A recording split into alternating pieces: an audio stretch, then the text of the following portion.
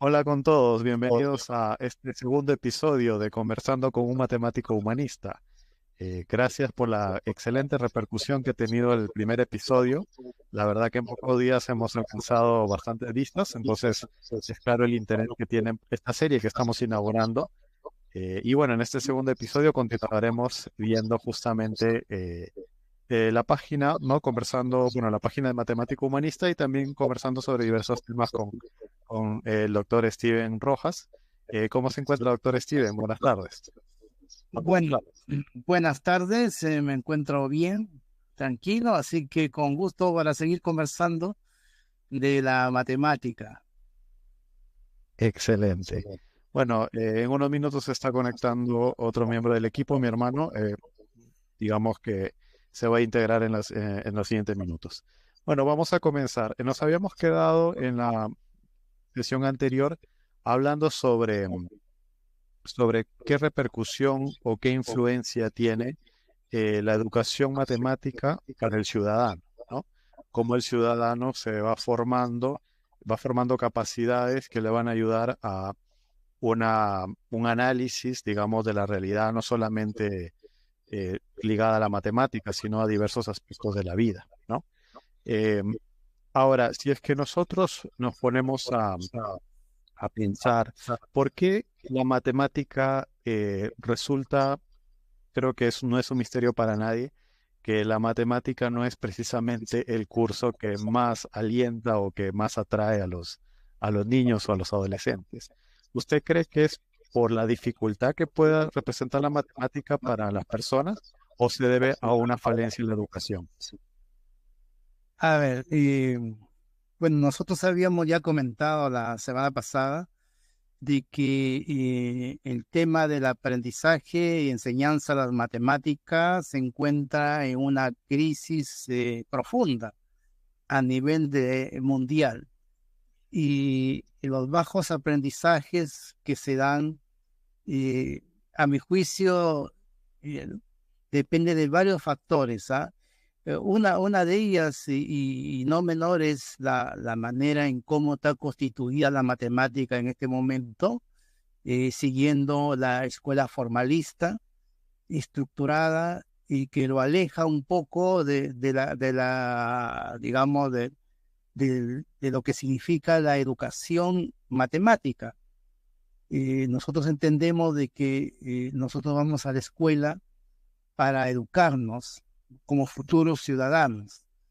Y en ese sentido, el conocimiento matemático que se brinda en las escuelas muchas veces está alejado de esa formación ciudadana e incluso de la formación científica que debería tener todo ciudadano. Y nos estamos convirtiendo en los cursos de matemática como una forma de formar pequeños matemáticos, que en realidad está muy bien, ¿no? Pero nos olvidamos que los seres humanos tienen distintas capacidades para desarrollarse y bueno, la matemática, si bien es cierto, lo tenemos interiorizado. eh, Muchas veces las personas prefieren otro tipo de conocimiento, les atrae otro tipo de cosas, y es válido, ¿no? Que cada uno se desarrolle en lo que le gusta. Entonces, si la matemática lo enfocáramos un poco más cercano a lo real de los jóvenes, y lo enfocáramos en un perfil más educativo hacia la formación de un ciudadano, hablando de que un ciudadano, aparte de necesitar un razonamiento científico, una base científica, también necesita valores, necesita formarse en principios, valores, comportamientos éticos, etcétera, etcétera. O sea, una serie de elementos que la matemática lo da. Y el trabajo matemático está lleno de esas características, pero sin embargo, eso no es importante en la evaluación de los jóvenes en la escuela, ¿no? A los jóvenes simplemente se les da problemas, ejercicios, y que tienen que resolver. Sin embargo, una persona, un joven que pueda tener buenas capacidades para las matemáticas, no le garantiza a la sociedad que no sea una persona con falta de ética y moral, por ejemplo. ¿Cierto? Que es la educación que queremos tener nosotros, no nos garantiza. O sea, entonces, me parece que eso es un elemento que falta en la educación en este momento, ¿no? Entiendo, es como un enfoque más integral de la educación, ¿no? Justamente eso me parece que se conecta con el nombre de la página, que es matemático humanista, ¿no? Justamente sobre eso quería bueno, hacerle la pregunta, ¿no? ¿Por qué matemático humanista? ¿No? ¿Por qué no matemático puro, matemático crítico, matemático ciudadano? ¿Por qué matemático humanista? Sí, lo que pasa, mira, como contaba yo en la primera conversación que tuvimos, he tenido siempre una fuerte inclinación por las humanidades, ¿no? La historia, la filosofía, fundamentalmente la psicología, la sociología, la antropología me encanta mucho y también obviamente me encantan las matemáticas. Entonces, el título de matemática humanista es un poco darle un sentido más humano a la matemática, eh, con un pensamiento un poco más antropológico. O sea, poner al ser humano como centro y creador del conocimiento y en particular las matemáticas, pero desde el humano, desde su historia, desde, digamos, su psicología, incluso del ser humano, y acercarlo un poco más, darle un rostro humano a la matemática. Creo que eso es posible hacerlo y para eso hay que combinar una serie de conocimientos, no solamente el conocimiento matemático, sino también verlo integralmente con el área humana, que yo creo que eso nos hace falta a nosotros los matemáticos, la verdad. Nosotros nos hemos formado dentro del formalismo matemático y solamente sabemos resolver problemas matemáticos, ¿no? Y muchas veces carecemos de una cultura, una lectura de las cosas que hacen más humana la disciplina matemática y en general la ciencia, ¿no?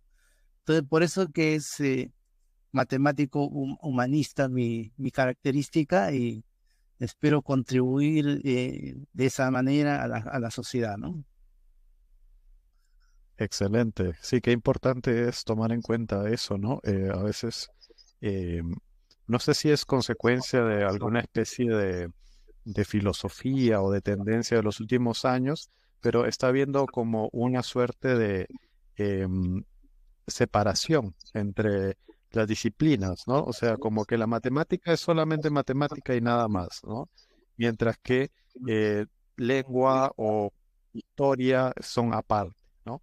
Y entonces hay una suerte de separación que realmente tal vez, corríjame si me equivoco, en los primeros años del desarrollo de la educación, hablamos de los griegos o de los romanos, probablemente lo tenían más integrado o lo veían como una educación, digamos, complementaria, no más eh, que una, digamos, ciencia o una rama excluya a la otra, ¿no?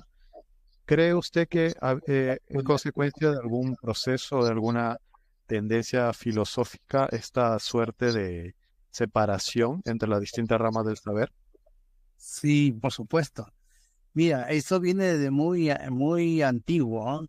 Desde la época babilónica, griega, se ha segmentado los temas, ¿no? Pero en ese momento el mundo era mucho más simple de lo que es hoy día, ¿no? A ver, yo quiero, mira, indicar lo siguiente, ¿no? Cuando el ser humano en algún momento de su pasado inventó la matemática, o los primeros conceptos matemáticos, las formas, el número y todo lo demás que vino hacia adelante, empezó él mismo a estructurar la sociedad, su modo de vida, y todo a través de estos conceptos matemáticos. De tal manera que hoy día lo tenemos totalmente estructurado. Todo lo que nosotros tenemos a nuestro alrededor, la manera como vivimos, es en base a las formas y a los números, la matemática inventada por el ser humano. Y eso significa que la matemática penetra en diferentes áreas, no solamente en el área científica, la física, la química, sino también entra en la economía, en la sociología, en la educación, en todas las áreas. Nosotros lo hemos penetrado, lo hemos estructurado así. Por lo tanto, el conocimiento es interdisciplinario. Sin embargo, en nuestra educación, desde la época de los babilónicos, la época griega, y después lo hemos segmentado en asignaturas independientes, ¿no? Después vino Juan Jacobo Rousseau también con sus ideas, que también fue uno de los impulsores de esta segmentación. Y es lo que nosotros hoy día en las escuelas, bueno, nos llenan de asignaturas distintas, y como bien dices, la matemática pareciera que es una disciplina muy aparte, que no tiene conexión ni con la historia, ni el lenguaje, ni el resto de las asignaturas, cuando en realidad el conocimiento hoy más que nunca es totalmente integrado. Así que yo creo que en el futuro la educación debe cambiar hacia esa dirección, ¿no? Ya no va a haber profesores de matemática que solamente saben ecuaciones y geometría y no sepan nada de historia, no sepan nada de los otros temas, sino va a ser totalmente integrado. De tal manera, porque así es el conocimiento. O sea, de esa manera, con esa visión, yo creo que el joven, el niño, le va a encontrar un sentido al conocimiento matemático que lo va a ayudar a ser un mejor ciudadano, que es lo que uno quiere en la educación, ¿no? Un sentido humano al conocimiento matemático, pero para eso hay que integrarlo.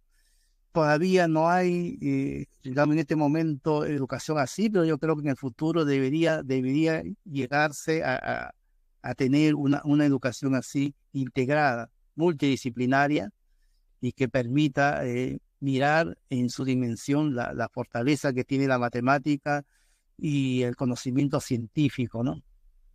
Así que eso sería lo que te podría responder, quizá.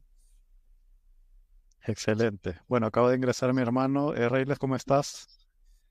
Muy buenas tardes, aquí muy atento escuchando la intervención del doctor Steve. Muy agradecido, doctor, nuevamente por acompañarnos. Gracias. Y bueno, muy interesante esa observación que hace acerca de este enfoque segmentado de la educación, ¿no? Que quizá ahí también tiene el cerebro de los muchachos un poco así, ¿no? Incluso tienen 2 horas de matemática, 2 horas de religión, 2 horas de historia. Quizás sería bueno también tratar un poco eso de los horarios, digamos, por decir, puede ser un día de matemática, un día de religión, un día de filosofía, quizá también se obtendrían mejores resultados al respecto. Yo he leído que anteriormente se hacía así la educación. No sé qué información tendrá el doctor Steven. Mira, en este momento en México tienen esa tendencia, acá en Chile también están con estas nuevas currículos intentando, digamos, integrar el conocimiento. Por ejemplo, en México he visto algunos talleres que hacen los profesores de enseñanza media, en donde, por ejemplo, a través del cine, a través de una película, ¿no es cierto?, convocan a diferentes grados de educación, no solamente, digamos, cuarto medio, tercero medio, sino así, incluso hasta primaria básica, ¿no? De tal manera que, digamos, a través de una película que tenga que ver, digamos, un poco con la ciencia, se les desarrolla y se les hace preguntas sobre la película dependiendo del grado que tenga el niño, el joven, ¿no? Para que pueda integrar el conocimiento matemático y lo pueda visualizar cómo está conectado con otros temas de la película, ¿no? Entonces, yo encontré un proyecto bastante interesante cuando supe, y acá en Chile están tratando también de hacer lo mismo, tratando de de buscar una integración en el conocimiento, pero se topa, digamos a mi juicio, se topa todavía en el hecho de que el mismo profesor de matemática, al haber sido formado, ¿no?, con una característica muy estructurada de su disciplina, poco interés tiene en integrar ese conocimiento a otras disciplinas, porque le va, para poder hacer ese tipo de proyectos educativos, necesita que el profesor de matemática lea, estudie otras cosas, otros temas, otros conocimientos. Entonces, es complejo, porque mira, yo te diré desde el punto de vista de la psicología, de la neurociencia, cuando una persona también se dedica gran parte de su vida a un pensamiento tan estructurado y formal como es la matemática, tiene ciertas dificultades después para leer y estudiar temas humanísticos. No les gusta, le da sueño, no quieren, digamos, quieren que el discurso humanístico sea directo, como es la matemática. La matemática nosotros cogemos, por ejemplo, una definición directa y nos damos más rodeo. En cambio, en el lado humanístico, para explicar algo, o sea, pueden hablar harto y escribir harto. Entonces, eso ya lo aboja al profesor de matemática, no quiere leer. ¿Te das cuenta? Entonces, topamos en ese tipo de cosas y el profesor de matemática es un poco reacio a entablar, digamos, estudiar otros temas, ¿no? Salvo excepciones, obviamente, hay algunos que sí, pero en su gran mayoría no, siguen haciendo y quieren seguir haciendo la misma matemática de siempre, que ellos saben, conocen y la han enseñado ellos mismos en sus universidades, pero no quieren innovar, cambiar, es un problema que hay, ¿no? Así que esperamos que dentro de la formación de los nuevos profesores de matemática ya se acerque un poco más a una carrera humanística con una componente científica para lograr un profesor distinto al que estamos hoy día teniendo, que un profesor, entre comillas, más matemático que humanístico o educador, ¿no? Eso es lo que sucede hoy día, ¿no? Reyes. Muy interesante lo que dice el doctor Steven. Yo creo que para comenzar, la conexión más directa podría ser entre la matemática y la física. Tenemos que en la física es como cuestiones matemáticas aplicadas a los fenómenos físicos. Entonces, creo que esa sería la conexión más directa. Y luego, por supuesto, que la matemática tiene que ver con la historia. Si estamos hablando, por ejemplo, de termodinámica, todo eso tiene un contexto histórico en lo cual se desarrolló, y entonces sería bueno conocerlo, en qué etapa de la historia nos encontramos. Si estamos hablando de matemática financiera, también tiene un contexto histórico, incluso un contexto filosófico también. Por lo cual sería muy interesante que haya una nueva generación de matemáticos humanistas esta formación integral a la formación. Fíjate que René, la física ha sido una potenciadora de la matemática en muchas épocas de su historia, hasta el día de hoy incluso.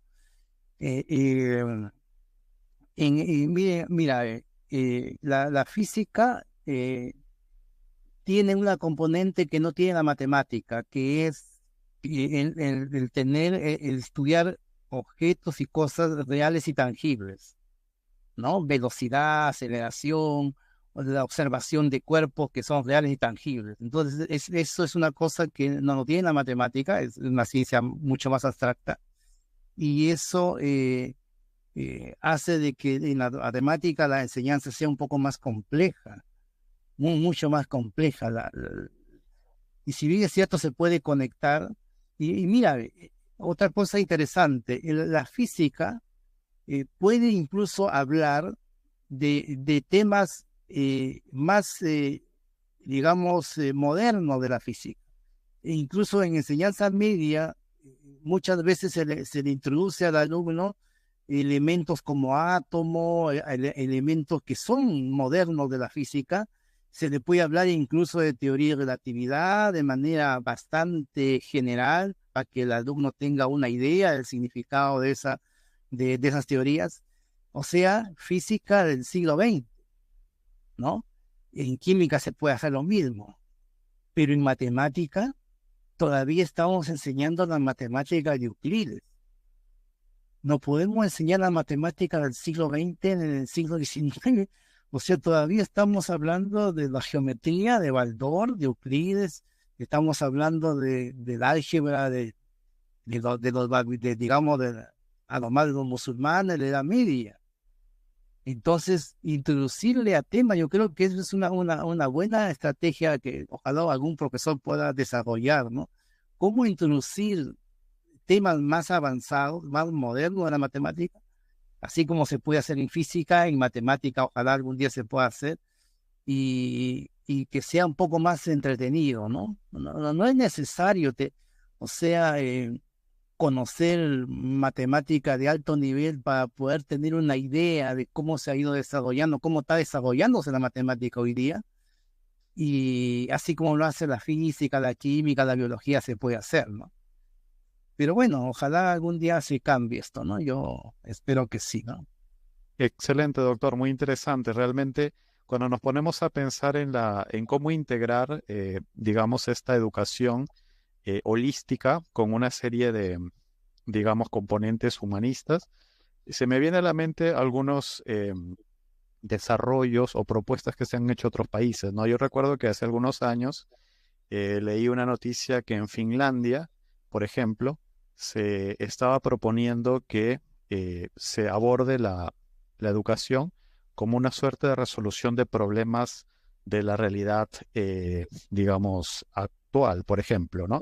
En ese momento estaba el tema de la crisis financiera europea, que, bueno, partió de la crisis financiera de Estados Unidos y se decía, en lugar de tal vez separar matemáticas, historia, economía, ¿por qué no abordar ese problema que tiene múltiples dimensiones, abordarlo con todas las herramientas que están a la mano, ¿no? Por ejemplo, decirle obviamente, como usted dice, de una manera, eh, digamos, tal vez simplificada, pero que sirva como para un primer acercamiento de un problema macro que pueda haber en la realidad, ¿no? Entonces, hablar, por ejemplo, de la crisis financiera y tratar de abordarlo de distintas perspectivas o el uso de distintas herramientas, ¿no? Por ejemplo, la historia de las crisis financieras, por ejemplo, un poco de matemática financiera para entender por qué surgen estas burbujas de estas especulaciones y todo, ¿no? Entonces, digamos, valerse de distintas herramientas educativas que complementadas nos ayuden a entender mejor un problema, ¿no? Entonces, ¿cómo lo ve esa propuesta? ¿Cree usted que esta suerte obviamente decirlo es más sencillo que hacerlo, ¿no? Porque en la práctica supongo que van a surgir una serie de desafíos, pero quisiera saber si usted conoce algo de estos desarrollos que se han estado dando en algunos lugares del mundo. Sí, sí, mira, hablando de Finlandia, yo tuve ocasión de ver una experiencia interesante en donde un grupo de profesores y profesoras de primaria, básica se dice acá en Chile, los convocaron para una capacitación pedagógica y los llevaron a ese grupo de profesores a un campo verde, así, había montañas, un río, todo. Y el monitor lo que les dijo a los profesores, a ver, aquí les voy a dar un tiempo para que ustedes me establezcan algún proyecto, alguna idea en donde se vea reflejado el conocimiento matemático de manera integral.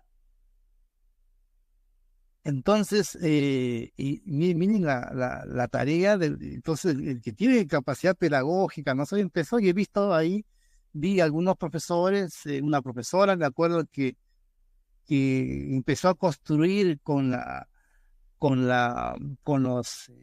ramas de los árboles y todo, una especie de un pequeño botecito, ¿no? Con una persona ahí. Entonces, y como había agua que estaba corriendo, entonces ella dijo que la matemática estaba presente incluso en cuando el botecito, digamos, está sobre el agua y empieza a correr y empieza a establecerse una cierta velocidad, una cierta aceleración. Está la física ahí, está el entorno geográfico, que significa la vegetación, la biología también está ahí. Después, si llueve, aparece una serie de conocimientos que está integrado. E incluso se habló de que dónde está, en ese ejemplo, el cuidado del medio ambiente, ¿no? ¿Dónde está la contaminación de repente que se puede ejercer cuando uno está en una embarcación así? Entonces, una serie de preguntas, incluso hasta legales, o sea, hasta el derecho se integra en ese conocimiento. Se hace una discusión así integral. Y cada profesor tenía que tener una idea. Cada profesor tenía que tener una idea. Entonces, ahí está el talento que tiene que tener un profesor, ¿no? El talento no es fácil o sea, pero el que tiene talento, como yo lo aprecié y lo vi en ese momento, digamos que o sea, le va a aparecer alguna idea en donde con las herramientas que hay a su alrededor le puede generar tareas educativas a los niños. En este caso era para niños de primaria, ¿no? Entonces, ese tipo de cosas nos faltan en el Perú. O en Chile también falta ese tipo. Generalmente el profesor quiere tener conocimiento de metodologías que han tenido éxito en otras partes, en otros lugares, para copiarse y replicar, ¿no? Entonces, sin entender que cada maestro tiene su entorno, tiene sus alumnos, tiene su sistema educativo, es una cosa muy diferente. Entonces, replicar las experiencias de otros países o de otros lugares, incluso a veces no es recomendable, no se ve el mismo efecto, digamos, pero con la inteligencia, el talento del profesor, yo creo debería ser capaz de establecer tareas así con los materiales que tiene a su alrededor, con los estudiantes que tiene, digamos, con el material humano que el profesor tiene, de tal manera que pueda ver la matemática, la ciencia en general totalmente integrada, incluso con las humanidades. Porque ahí, en esa experiencia que les muestro, se preguntaban, ¿y qué pasa si este río era un lugar donde está cercado, digamos, un hecho histórico que hubo en la época finlandesa, en la época de los vikingos, por ejemplo, ¿no? ¿Qué pasaría con este barco si llega un vikingo y digamos, lo ataca? O sea, lo integra ahí. Y la matemática estaba ahí, la física estaba ahí, la química, la biología, todo estaba ahí. Entonces, es interesante porque el niño empieza ya a formarse en su mente ya un conocimiento integrado de las cosas. Entonces, ojalá en el futuro, digamos, los profesores se formen así, ¿no? Ojalá, ¿no? Y además que hay que decirlo también, en esos países, Finlandia, Noruega, son países donde ser docente es tiene una alta valoración en la sociedad de ellos. De tal que los mejores estudiantes no quieren ser médico ni ingeniero como pasa en nuestra América Latina, sino quieren ser profesores y maestros, porque hay una alta valoración de la sociedad y porque también tienen remuneraciones acorde a eso. Y bueno, y por eso que son buenos maestros y por eso tienen la educación que tienen, ¿no? Están al toque en el mundo, porque son las mejores personas las que se dedican a la educación. No solamente tienen que tener cualidades académicas, sino fundamentalmente cualidades humanas. Tiene que ser una persona con valores y principios para que formen nuevas generaciones. No es cualquier persona. En cambio, nosotros en nuestra América es todo lo contrario. Muchas veces se estudia educación o pedagogía que ya no logró tener acceso a otras carreras y bueno, eso es lo que sucede. Entonces, por eso que nuestra educación también está como está, porque no tenemos a los mejores educando. No tenemos a los mejores haciendo educación. los mejores, claro, también que sean médicos, pero, por supuesto, porque si no, imagínate si los alumnos más magos fueran médicos, ¿no? Cómo fuera al menos, ¿no? Perjudicial, ¿no? Pero yo creo que si hay un buen joven, un buen elemento, digamos, con buena capacidad y quiera ser profesor, hay que estimularlo y ojalá hayan muchos para mejorar la educación, ¿no?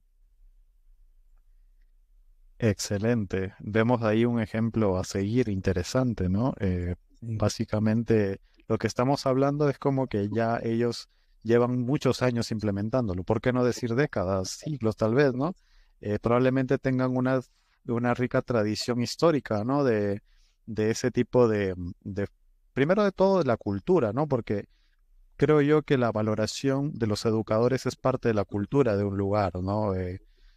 Así como en otras culturas probablemente se valore más a, no sé, la experiencia, por ejemplo, en los ancianos, o en otra cultura se valore más a, no sé, al que tiene más dinero, etcétera. Es como que en esta cultura en particular hay una suerte de valoración y su consecuente gratificación hacia estos educadores y mentores, ¿no? Y vemos que realmente da resultados esa perspectiva, ¿no? Hay un punto que usted comentó relacionado a que si a un matemático probablemente le das un concepto un poco ambiguo o difuso, se pueda exasperar y pueda decir, dime algo concreto, ¿no? Algo exacto, ¿no? Se me viene a la mente el rol del lenguaje, ¿no? Como una introducción ante una idea que pueda ser muy compleja, ¿no? Por ejemplo, ¿no? Mm, He visto en algunos documentales que entrevistan a físicos y algunos de ellos expresan su fascinación por la ciencia ficción, ¿no? Incluso algunos dicen que muchos de los desarrollos que ellos vienen haciendo es porque leyeron, por ejemplo, a Julio Verne, ¿no? Entonces se inspiraron, entonces ya ellos trasladaron un poco allá a las ciencias puras y duras, algo, digamos, alguna influencia, alguna inspiración que le pudo haber dado las novelas de ciencia ficción y demás, ¿no? Entonces, ¿qué rol juega eso? Un poco la creatividad, la imaginación, la literatura en el desarrollo de las ciencias, o sea, en la inspiración, y no solamente en eso, sino también en la explicación de ciertos conceptos que posteriormente serán aplicados a matemática o a la física. ¿Qué rol juega esto, ¿no? La creatividad, la imaginación, la literatura, el lenguaje. A ver, la creatividad es fundamental en todo científico, en particular en matemático, totalmente creativo desde que se inició la matemática, no es de ahora mismo, es toda su vida, ¿no? En cuanto a los temas de, digamos, de la ciencia ficción, está más ligado digamos, a la ciencia física, la astronomía, la astrofísica, ¿no? En la matemática hay pocas series de ciencia ficción, pocas. Hay algunas sí, hay unas que narran, por ejemplo, la vida de John Nash, por ejemplo, La mente brillante, ¿no? El hombre que conocía el infinito, en una Han, ¿no? Hay algunas películas que son inspiradoras, por supuesto, ¿no?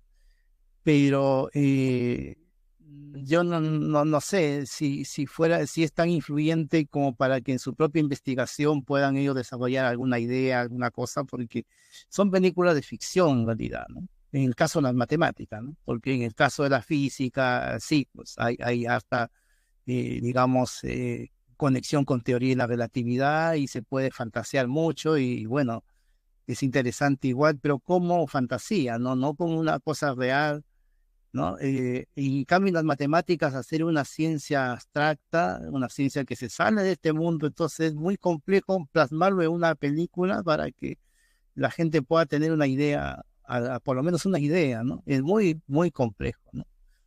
Y en cuanto al lenguaje, eso sí es importante, ¿no? Con el lenguaje es muy... la conexión es mucho más profunda porque la manera de redactar un problema, eh, no solamente matemático, sino científico de cualquier índole, es necesaria la claridad para la comprensión cabal del problema. O sea, una persona no tenga buena comprensión lectora, por ejemplo, muy difícil va a ser para que resuelva un problema matemático. Por lo tanto, es muy importante en la enseñanza de la matemática la comprensión lectora, por ejemplo. Eso es sumamente importante. Entonces, y en ese aspecto los matemáticos sí han desarrollado una forma de comunicación bien concisa y precisa. Entonces, eso quizá es una dificultad, pues, a la hora de aprender, porque es tanta la precisión que si las personas se salen de esa precisión, entonces no logran aprender la matemática. Entonces, en cambio, en otras áreas no son tan precisos, ¿no? La filosofía, por ejemplo, puede hablar de algún tema y puede expandirse y decir muchas cosas interesantes, pero no solucionar ni un problema. La filosofía no soluciona problemas, más bien los problematiza. Entonces, y eso resulta muy interesante, informativo, pero no resuelve nada. En cambio, nosotros en matemática sí resolvemos problemas, pero para resolver problemas tenemos que precisarlo. Ahora, en lo que también es cierto, quisiera que quede esta idea, no todo es posible precisarlo de manera matemática para resolverlo. Por ejemplo, si se está hablando, digamos, de la envidia, que lo puede tratar un filósofo, lo puede tratar un psicólogo, un médico, no sé, ¿no? Pero si nosotros de manera matemática quisiéramos estudiar la envidia y quisiéramos solucionar el problema y por lo menos definirlo y ver qué consecuencias trae la envidia, tendríamos que definir la envidia. Entonces, la matemática usa, miren, un lenguaje muy básico. Es preciso, pero es muy básico y no todo lo puede definir. Por lo tanto, ahí, por eso que nosotros somos precisos, ¿sí? pero hay que ser consciente de que todo no se puede explicar por la matemática. No lograríamos hacerlo jamás, porque hay temas que no se pueden, digamos, definir en principio de manera precisa, ¿no? Así que, bueno, en ese sentido, al tener una formación rigurosa y precisa, muy sintética, un matemático tiene esa capacidad, miren, de entender las cosas, por ejemplo, de un discurso y sacar lo esencial del discurso, ¿no? Sin tanto rollo, digamos. Y por eso desespera muchas veces, porque dice tantas palabras y tanto bla bla cuando debió decirlo directamente esto. Y yo a veces los explico a mis colegas matemáticos, les digo que el mundo, que las demás personas no son matemáticos, necesitan una explicación, ¿no? Para que vayan entendiendo qué es lo que quieren decir, ¿no? Pero a veces nosotros somos bien precisos, ¿no? Pero vuelvo a insistir, no todo se puede precisar, no todo, o sea, hay muchos, la gran mayoría de cosas humanas difíciles de precisar, o sea, los sentimientos en general no se pueden precisar de manera matemática, ¿no? Y varios elementos más, pero en todo lo demás, sí, podemos hacerlo, ¿no? Y muchas cosas más sí se puede hacer, y es bueno que se haga para una buena toma de decisiones, que muchas veces la población no lo toma por falta de formación matemática. Por falta de formación matemática tenemos muchos de los problemas en nuestra sociedad. Eso es lo que me podría decir. Excelente, excelente. Justo nos da pie para en un siguiente episodio hablar sobre estos problemas, ¿no? Problemas que enfrentamos en el día a día y que con una buena educación, perdón, en matemática, un buen conocimiento se puede afrontar de mejor manera. Bueno, de esta manera terminamos este segundo episodio de Conversando con un matemático humanista. Bueno, como siempre, un honor y un gusto conversar con usted, doctor Steven. Bueno, ¿qué tal la pasó, doctor? Bien, bien. Es interesante las preguntas y la conversación, así que esperamos continuar con este grupo de entrevistas y bueno, pues un poco aportar a la culturización matemática de la sociedad. Excelente, doctor. Reyles, ¿qué tal la pasaste? Muy bien, aquí agradecido con el doctor Steven por sus intervenciones. Yo agregaría una película a las que mencionó el doctor, es sobre Alan Turing. No sé si lo habrá visto, doctor, sobre el matemático que descifró los códigos nazi, ayudando a ganar la guerra mundial. Bueno, muy agradecido nuevamente, doctor. Esperamos tenerlo, Dios mediante, aquí en una nueva oportunidad para seguir profundizando los conocimientos acerca de este tema de la matemática, la física, la historia. La matemática humanística, podríamos decirle. Bueno, ahí mira, quiero hacer pequeño paréntesis, ¿no? Porque, eh, a ver, desde mi punto de vista, la matemática no tiene cualidades humanas, en el sentido de que para, para tener cualidad humana hay que ser un ser humano.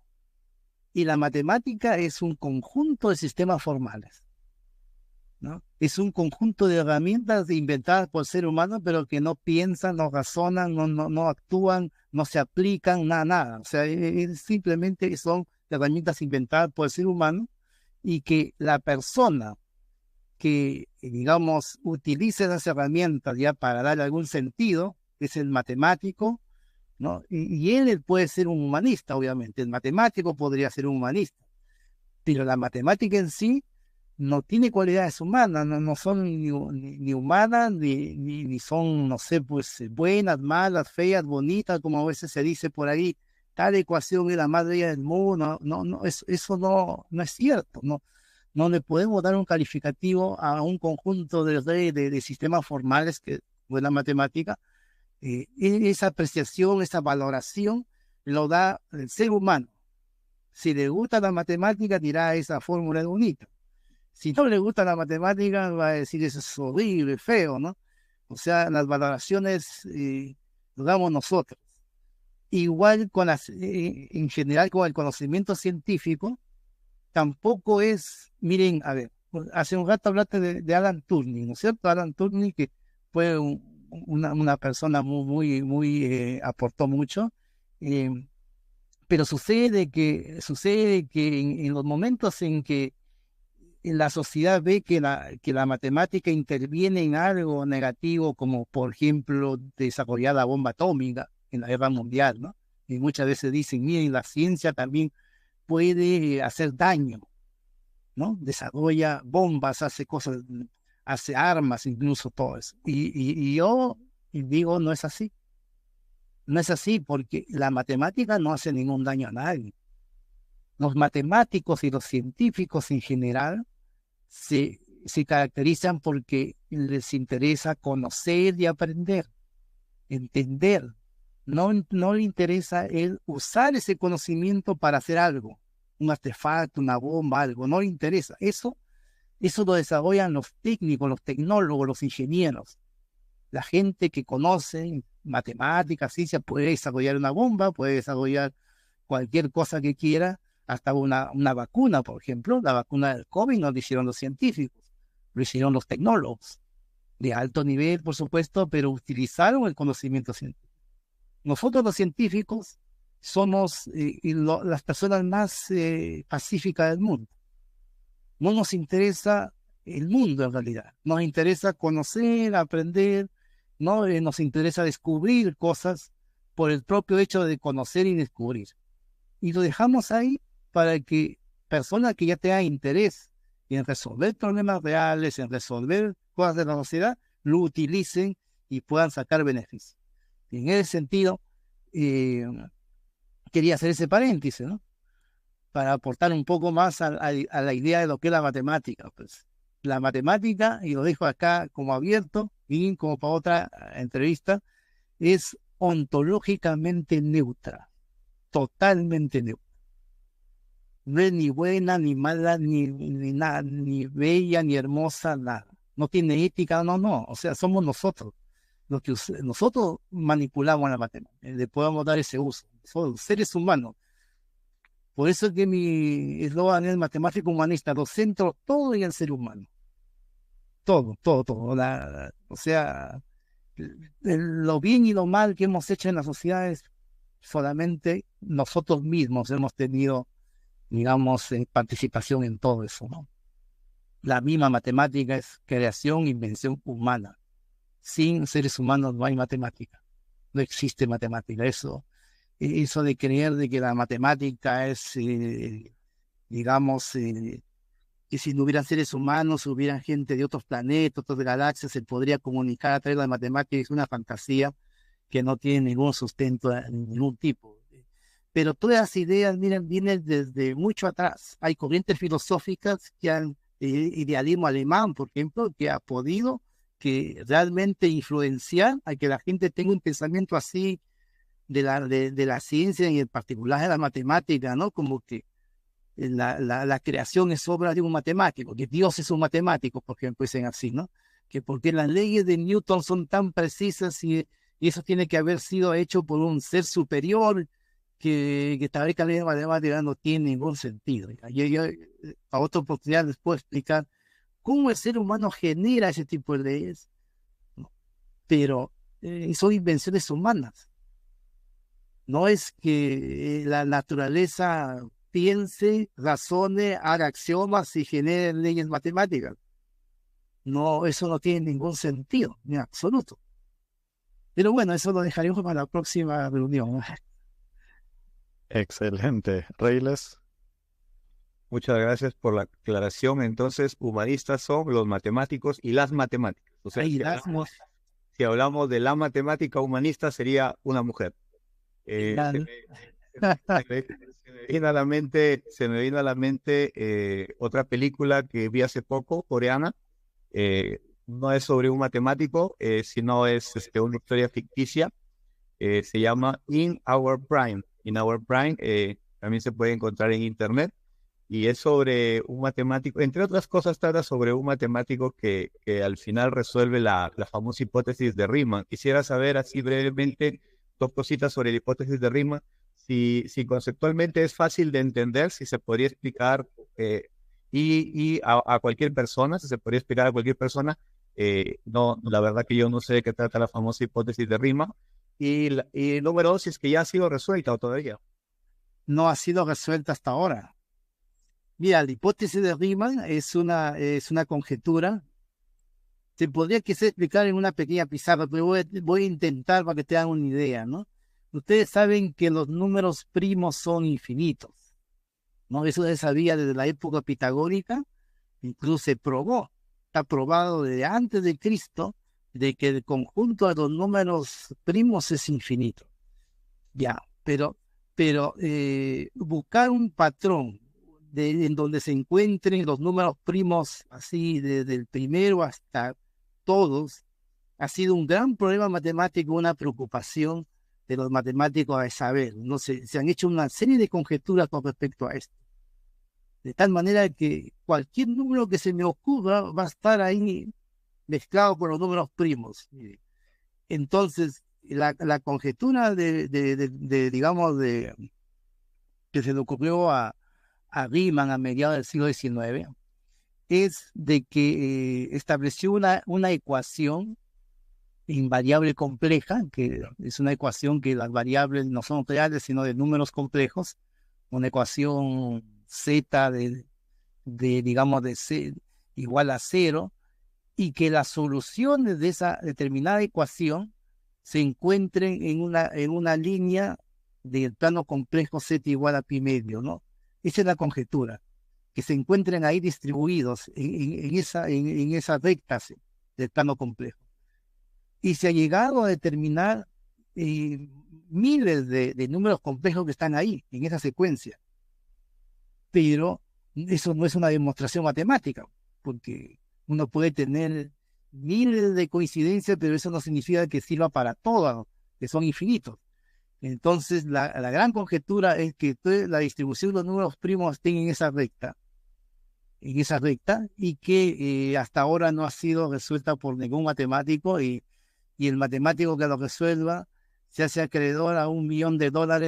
Es un premio que lo establece el Instituto Gay de Inglaterra, para alguien que pueda resolver uno de los 7 problemas del milenio, y uno de ellos es la hipótesis de Riemann, ¿no? Es una conjetura muy, muy interesante que yo creo que se puede explicar a los chicos, a los jóvenes, para introducirnos a más o menos ideas, sin entrar a tecnicismo, sin entrar a la matemática que se necesita para realmente, digamos,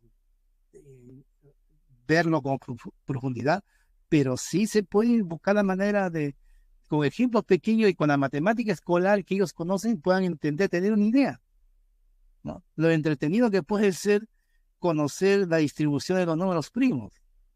¿Cómo puedo yo tener un número primo del siguiente, el siguiente y el siguiente, y tener como una fórmula que me permita determinar todos los números primos así?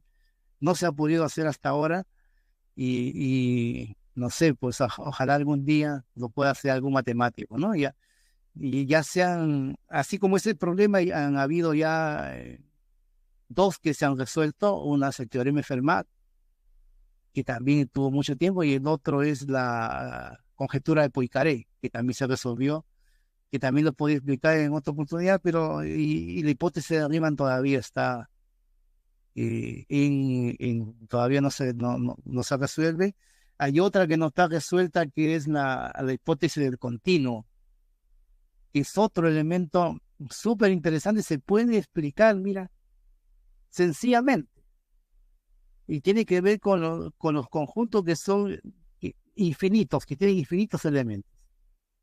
Imagínate que tuvieras acá los naturales. Los números naturales son infinitos, todo el mundo sabe, y los números reales, por otro lado, que son también infinitos, ¿ya? Y a principios del siglo XX, un señor llamado George Cantor demostró que el conjunto de los naturales es más pequeño que el conjunto de los números reales. Siendo infinitos ambos, uno es más grande que el otro, ¿ya? Entonces, ¿en qué consiste la misma conjetura de Poincaré, de Cantor? Es indicar si hay algún conjunto que esté entre medio, que sea más grande que los naturales, pero más pequeño que los reales. Eso se llama la hipótesis del continuo. No está resuelta, y se podría explicar a los chicos, se podría explicar así de manera sencilla, mostrarle, ¿no? Esas cosas interesantes que tiene la matemática, y que le despierten la curiosidad por conocer, aprender las matemáticas, ¿no? Así que podría decir la idea. Dailes, Qué difíciles son las despedidas con usted, doctor Steven. El teorema de Fermat, vimos un documental con mi hermano, no sé si lo recuerdas, Denis, el teorema claro, de Fermat. Es que cuando mostraban a quien lo resolvió justamente. Sí, creo que era un documental de la BBC, porque creo que fue un británico el que lo resolvió. Claro. Y lo vimos por internet. Antes estaba en YouTube, ahora ya no está, pero se puede encontrar. Creo que es cuando x al cuadrado más y al cuadrado es igual a z al cuadrado, digamos, solamente funciona como exponente 2, pero no puedes hallar números enteros que digamos, que cumplan x al cubo más y al cubo es igual a z al cubo, o x a la cuarta más y a la cuarta es igual a z a la cuarta. No se puede encontrar, solamente funciona con las potencias al cuadrado. Eso es Fermat. Poincaré sí lo desconocemos, doctor. No sé si por ahí lo esperamos. Sí, mira, ya que han hablado ustedes de teorema de Fermat, les invito a que vean en mi canal de YouTube. Tengo una charla que he dado sobre el teorema de Fermat a la Universidad Autónoma de México, a la UNAM. En una oportunidad está grabado esa charla ahí, en donde trato de, digamos, no solamente de que se entienda, porque tú muy bien la explicaste, digamos, qué es el teorema de Fermat, sino ir entendiendo cómo se probó. Una idea, por lo menos, porque es muy compleja, son artículos de muchas páginas, matemática muy avanzada, pero se puede tener una lectura un poco más filosófica de esa demostración, y buscar los elementos básicos de conexión, que se vaya entendiendo algo, ¿no? Eso es lo que yo hice en esa charla, y lo invito a que lo vean. Y también tengo de la conjetura de Poincaré otra charla que he dado también, y la conjetura de Poincaré es la siguiente, mira, también se puede explicar de manera sencilla. Sucede de que nosotros vivimos en un mundo tridimensional en donde todos los objetos que tenemos a nuestro alrededor fueron ya clasificados a mediados del siglo XX, ya fueron clasificados de la siguiente manera, mira. Los objetos tridimensionales tienen 0 hoyos, como la esfera, por ejemplo, no tiene hoyos, y n hoyos en su interior. De tal manera que, por ejemplo, yo, el ser humano, si yo me considero una persona sin ningún hoyo, a mí me pueden inflar y convertirme en una esfera. Estoy clasificado como una esfera. Pero si yo tuviera, por ejemplo, este objeto también podría ser una esfera, porque lo inflo y lo convierte en una esfera. ¿Ya? Y esa rama de la matemática se llama topología, esa rama que estudia este tipo de cosas, ¿no? Pero cosas que tengan un hoyo, por ejemplo, a ver, no sé si por acá yo pueda tener, por ejemplo, este objeto que voy a presentar ahora, por más que yo lo inflo, va a tener un hoyo acá, ¿no es cierto? Entonces hay muchos objetos que tienen hoyos, ¿ya? Objetos que tienen 2 hoyos, 3 hoyos, 4 hoyos y así, ¿no? Entonces clasificaron todos los objetos tridimensionales de esa manera, de manera matemática rigurosa, en el espacio que nosotros nos movemos. Ahora, si nosotros pensamos en el espacio de la 4ª dimensión, la que nosotros no estamos presentes, pero podemos extender una dimensión más, entonces la pregunta era, la esfera en esa 4ª dimensión, ¿no? ¿Será una esfera que tenga hoyos o no tenga hoyos? La conjetura de Poincaré decía que la esfera de 4ª dimensión no debería comportarse igual como la esfera de 3 dimensiones que nosotros conocemos. Como no tenemos accesibilidad a mirar la 4ª dimensión, entonces esa conjetura demoró 100 años para resolverse a principios de este siglo por un ruso que demostró, ¿no? Tuvo una serie de herramientas, argumentos de que efectivamente la esfera de 4ª dimensión es sin hoyos, igual como la esfera que nosotros conocemos. Esa es la conjetura de Poincaré, pero en realidad, miren, lo que se buscaba en ese problema no es solamente preguntarse sobre la esfera de 4ª dimensión, sino de todos los objetos, clasificar todos los objetos de la 4ª dimensión. Imagínense, así como lo hemos hecho para la dimensión que nosotros estamos, con esferas, con hoyos, ¿no es cierto? Así lo hemos hecho nosotros acá, los libros, por ejemplo, es una esfera, se puede inflar, ¿no? Una taza de café con una asa, por ejemplo, es una esfera con una asa, se puede inflar, ¿no? Lo hemos clasificado así y son visibles para nosotros, pero en la 4ª dimensión, que no lo podemos ver, ¿cómo son esos objetos? Esa clasificación de esa dimensión se hizo a principios del siglo XX por un ruso llamado Grigori Perelman. Y entre ellos ya le salió el tema de la esfera de la 4ª dimensión, o sea, la conjetura de Poincaré. O sea, es súper interesante y les invito a que vean mi exposición sobre ese tema, donde ahí hablo también igual, o sea, como son exposiciones que están dirigidas a alumnos de matemática, profesores de matemática, entonces yo tengo que también hacer una pequeña introducción de cómo fue la demostración de esa conjetura, ¿no? Pero siempre tratando de no entrar en mucho tecnicismo, sino darle más importancia a las ideas más que la parte técnica. Entonces, es interesante, se dan cuenta cómo hay temas de matemáticas así de interés que se pueden dar a los jóvenes, a los chicos, y no se hace, no sé. No, la verdad es que el formalismo nos ha matado.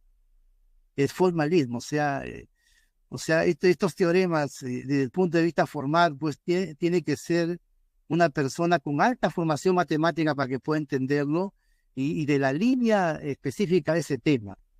Entonces no es accesible para el resto de gente. Pero las ideas centrales sí se pueden aterrizar. Entonces yo creo que esa parte nos falta a nosotros, ¿no? Entrar con esos temas, incluso en enseñanza media, los primeros años de universidad. En mi video lo van a ver, que es accesible. Lo que yo hablo ahí digamos, se puede entender, digamos, ¿no? Esa conjetura, ¿no? Así que ya están resueltas, pero después de 100 años, Poincaré fue el que lo planteó en 1905, imagínense, después de 100 años se pudo resolver, ya usando la matemática ya del siglo XXI, usando física, ecuaciones de la física matemática, una serie de herramientas, estos problemas para ser resueltos, ya no es suficiente atacarlo como una parte de la matemática así puntual, sino necesita distintas herramientas de distintas áreas. Entonces el matemático que hace eso tiene que tener una visión y un desarrollo matemático para poder conectar, y eso realmente no hacen pocas personas. La gran mayoría de matemáticos son así, son ultra especialistas, ¿no? Entonces, así no van a resolver nunca un problema de ese nivel así grande, ¿no?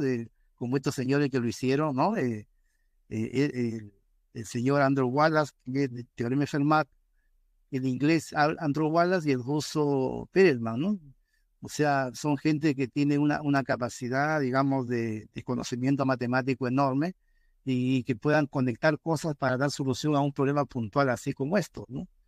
Es interesante, así que les invito a que vean mi video en mi canal de YouTube.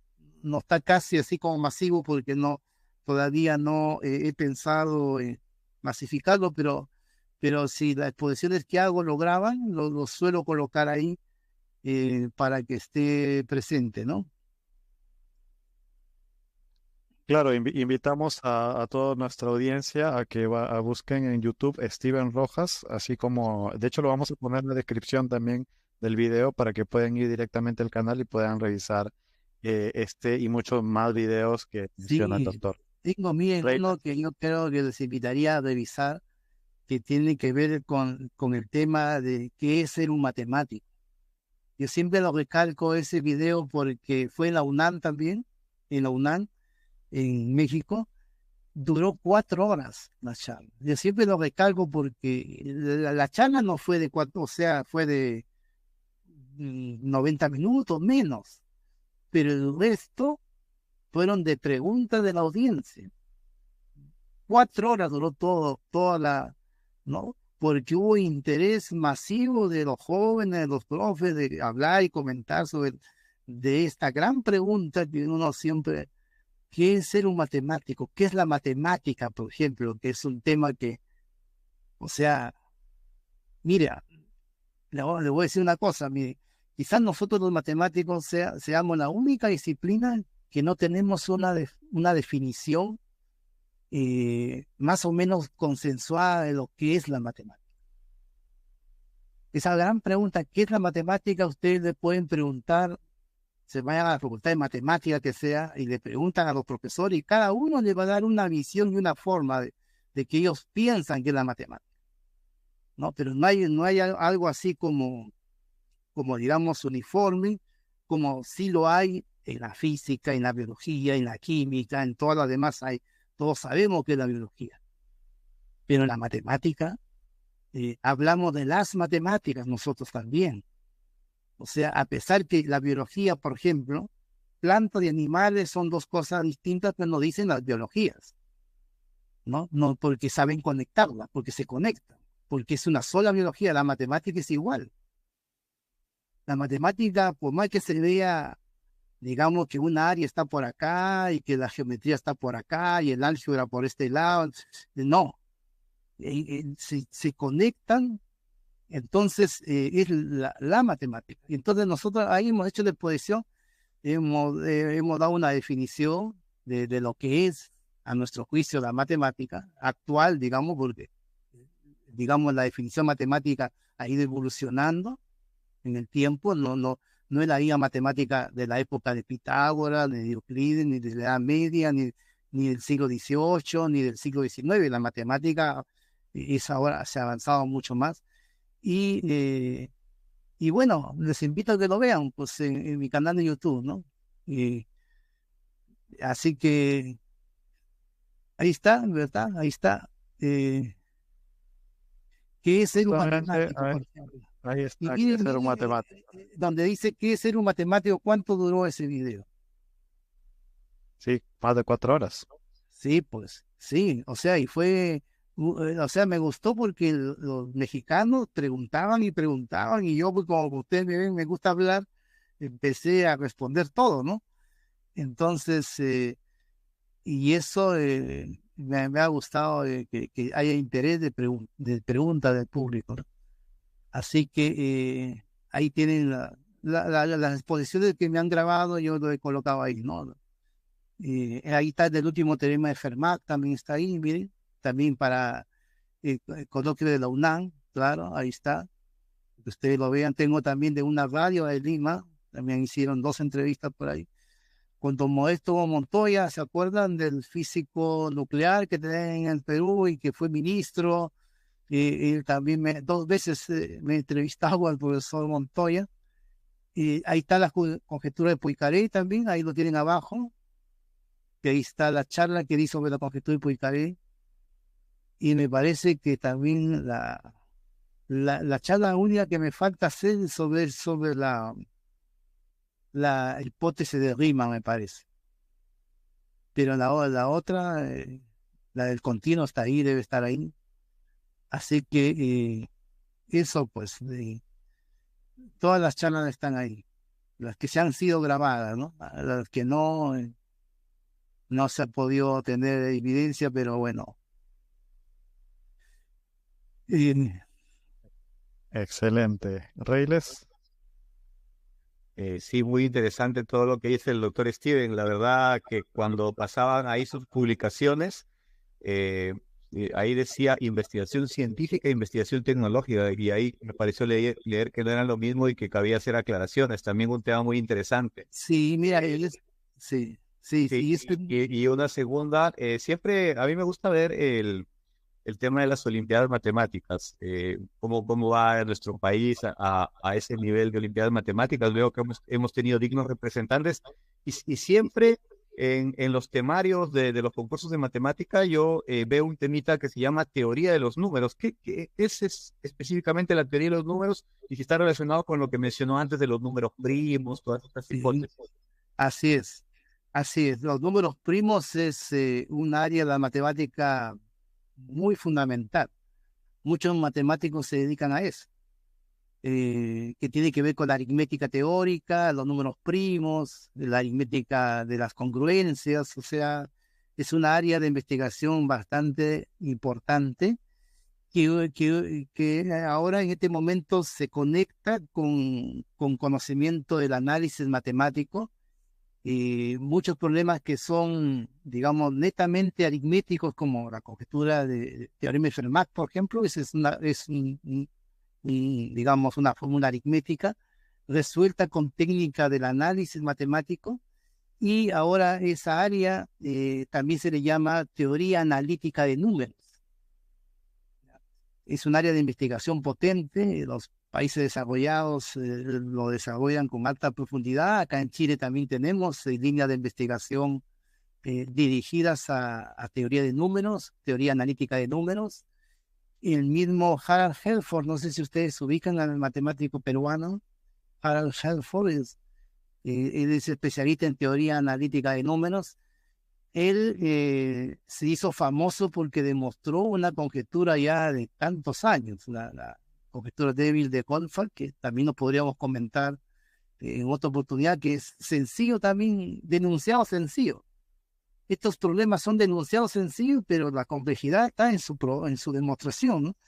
Así que teoría analítica de números, claro, imagínate que estos problemas de números, ¿no? Que tiene que ver con números primos, números perfectos, números gemelos, qué sé yo, conjeturas, se conecten con series de Fourier, por ejemplo, con ecuaciones, con diferenciales, con cosas que parecieran de otro mundo, ¿no? Entonces, a través de esta teoría analítica de números, entrelazo, imagínate. O sea, y lo hacen participar para que resuelva los problemas de la teoría de números.